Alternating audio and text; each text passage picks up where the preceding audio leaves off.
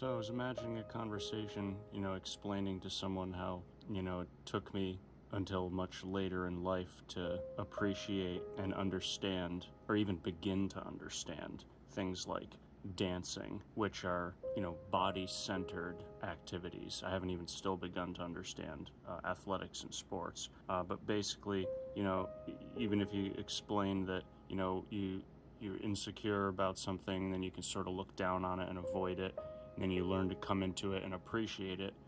Someone can still say, well, doesn't that just mean that that applies to everything, that you're just so wrapped up in your own head and you can't appreciate like being collaborative with others? And you can retort to that and basically say, well, you might think that you're so intelligent and cultured and more advanced and mature because you were able to participate in social things in the way that you were supposed to. But more likely, you probably believed every psyop that you were ever fed and never questioned a single thing in your entire life. And the people who are more mind-centered tend to be a bit more reflective on the idea of the self and participation in the world, and overthinking those things can lead to paralysis when dealing with social activities such as dancing or even just basic interaction. So you can basically say, because you were so concerned about what other people thought, you didn't even bother to think about your own place in the world, and you didn't even bother to learn how to synthesize your own thoughts because you were too busy figuring out the quote-unquote right way to respond to other people's prompts. You became a prompt responder. You didn't become a prompt writer. So information synthesis is when you create new information.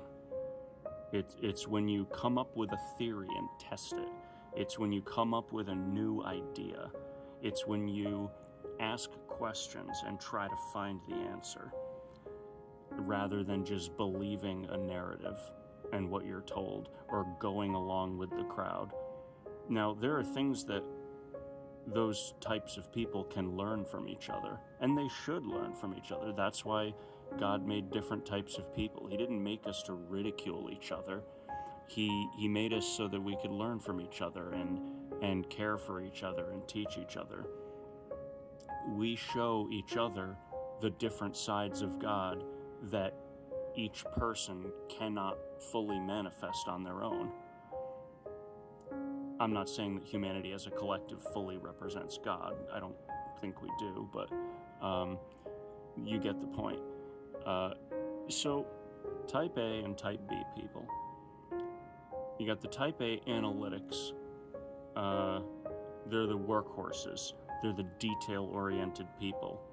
They're the ones who say, if you don't have hard facts and hard evidence to back up an idea that you're going to put forward, I don't even want to hear it. Peer-reviewed studies. You got a source? In a sneering tone, condescending.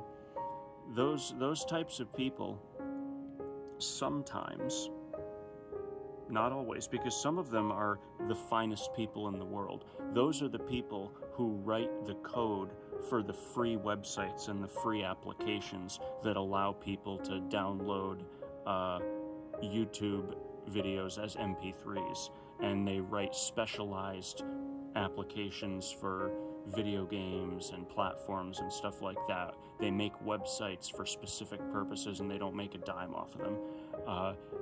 These people are legitimate gifted heroes in a lot of cases.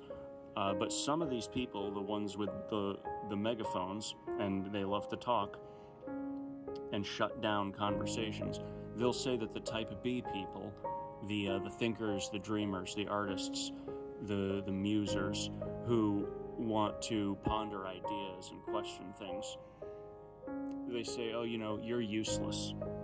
If you can't produce hard evidence, then what you have is useless. It's like, no, why don't you just think about it and consider it, and maybe with your own special mental powers, you might be able to, that might give you some interesting ideas that you could look into. It goes back to that same idea. Different types of people need each other.